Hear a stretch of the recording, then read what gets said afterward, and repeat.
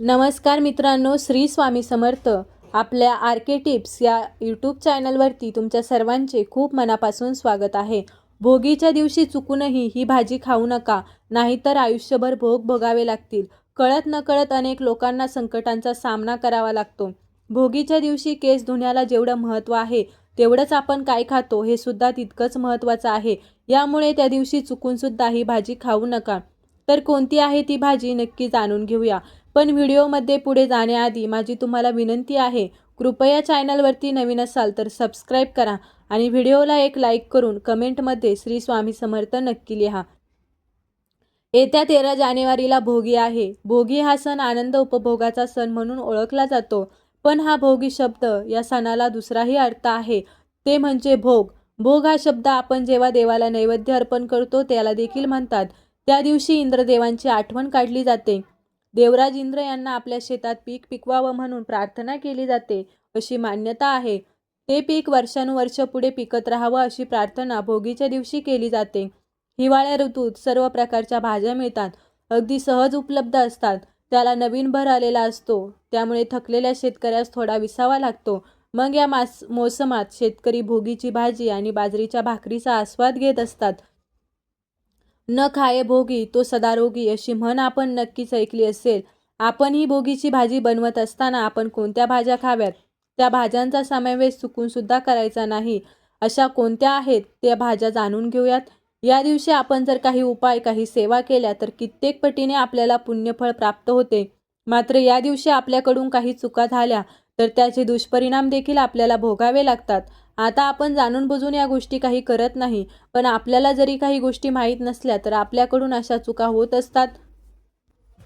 तर या भोगीच्या दिवशी कोणत्या चुका करू नयेत, तसेच काय करावे याबद्दलची देखील सर्व माहिती आपण या व्हिडिओमध्ये जाणून घेणार आहोत. या दिवशी आपण सकाळी लवकर उठावे. अगदी तुम्ही ब्रह्ममुहूर्तावरती उठलं तरीही चालेल. ब्रह्ममुहूर्तावरती आपण जी पूजा करतो, सेवा करतो, या सेवेचं फळ आपल्याला कित्येक पटीनं जास्त मिळतं. कारण त्या वेळेमध्ये वातावरणामध्ये देखील शुद्धता आणि शांतता असते.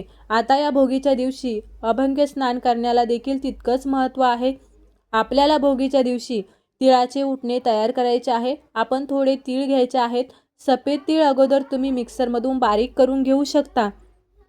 त्यानंतर त्यामध्ये थोडीशी हळद टाकायची आहे. अंघोळ करण्यासाठी असे उटणे तयार करावे. हे उटणं अंघोळ करण्याआधी आपल्या शरीराला लावायचं आहे.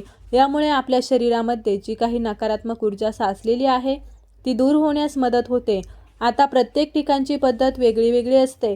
तुमच्याकडे अशी पद्धत असेल तर अशा पद्धतीने तुम्ही भोगीचा दिवस नक्की साजरा करू शकता.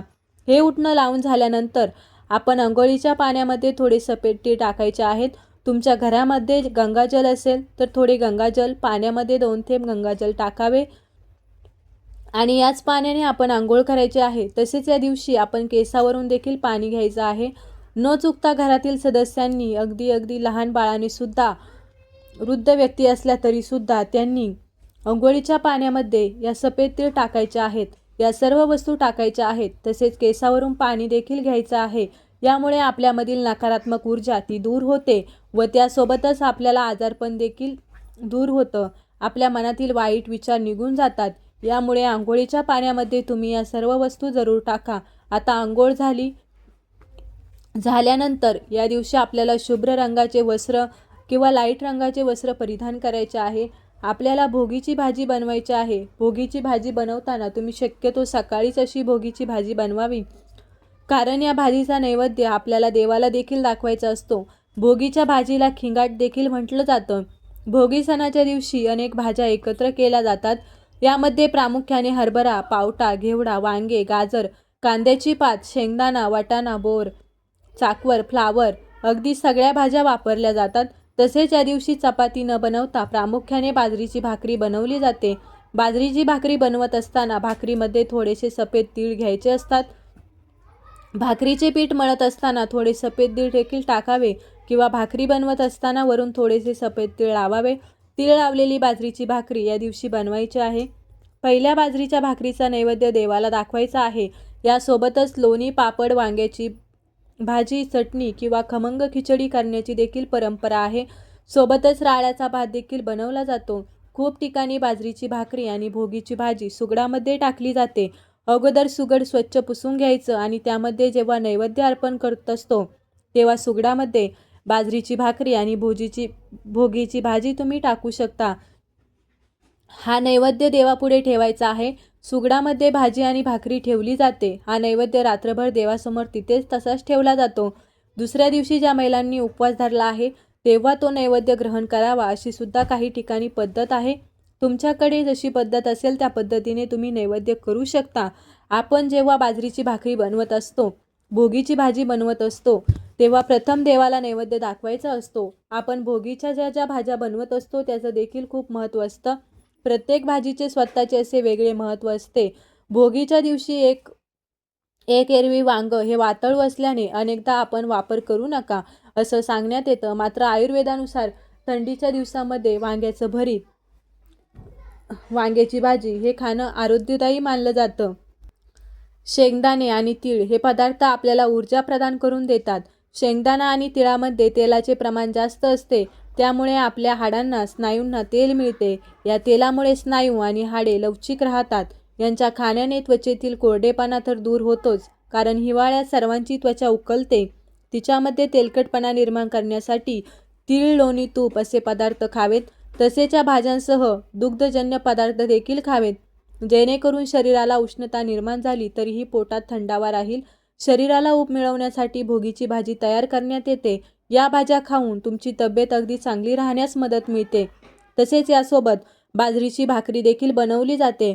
बाजरी देखील उष्ण पदार्थ आहे. थंडीमध्ये भोगीची भाजी खाणे उत्तम मानले जाते.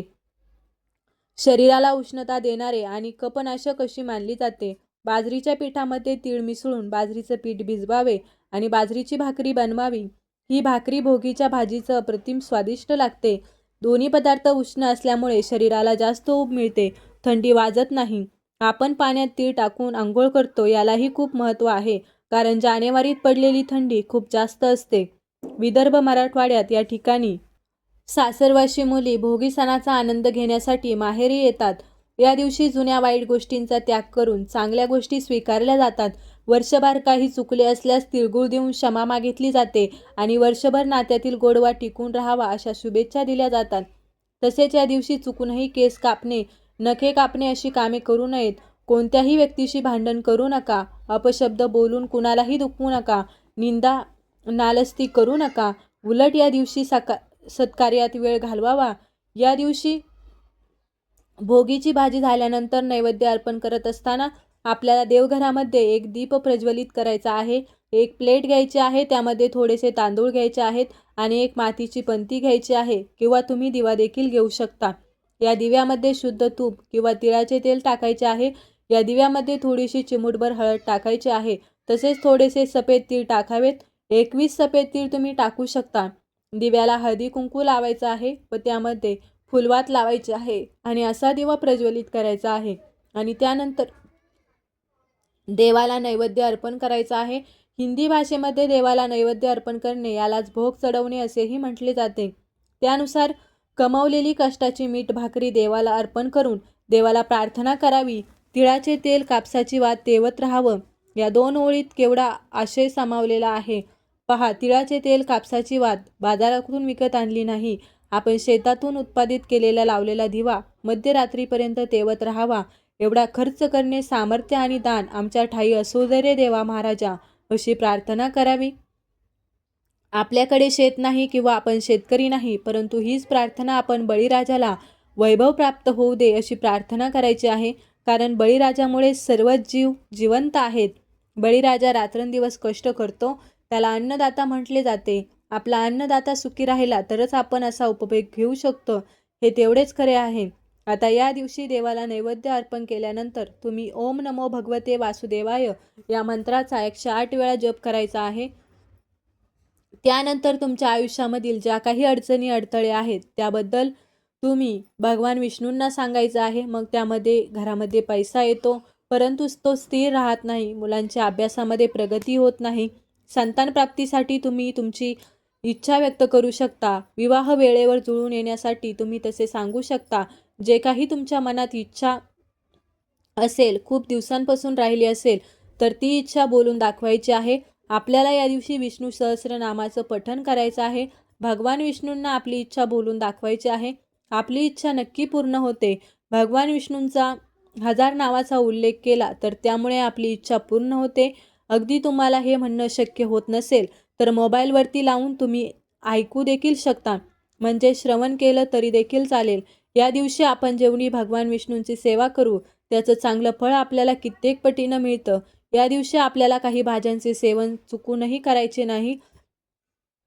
यामध्ये मसुरीच्या डाळीची भाजी चुकून सुद्धा खायची नाही. आपण भोगीची भाजी बनवत असताना त्यामध्ये ही भाजी घ्यायची नाही.